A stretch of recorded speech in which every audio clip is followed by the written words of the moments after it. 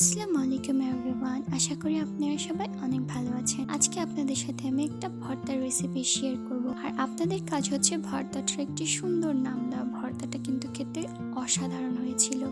এর জন্য আমাদের কিছু বরবটি, আলু আর চিংড়ি মাছের প্রয়োজন।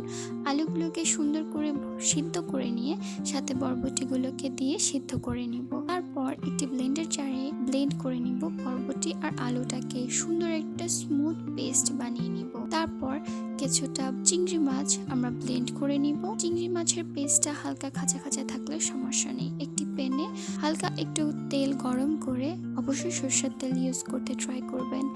রসুন ভালো করে ভেজে তার মধ্যে পেঁয়াজ দিয়ে পেঁয়াজটাকেও সুন্দর করে ভেজে নিব।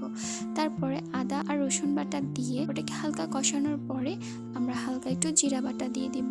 মশলাটা একটু কষে আসার পর আমরা সেখানে হালকা লবণ আর চিংড়ি মাছের পেস্টটা দিয়ে দিব। হালকা কষানোর পরে পেস্ট করে রাখা বরবটি আর আলুটা দিয়ে দিব। সুন্দর করে আস্তে ধীরে ধৈর্য সহকারে আমরা ভর্তাটাকে কষিয়ে নিব তেল ছাড়া পর্যন্ত, যতক্ষণ পর্যন্ত না পানি শুকিয়ে তেল ছেড়ে আসছে। আর ধৈর্য সহকারে করতে হবে। ভর্তা হয়ে যাওয়ার পর আমরা নিজেরাই বুঝতে পারবো, কারণ কালারটা একটু চেঞ্জ হয়ে আসবে।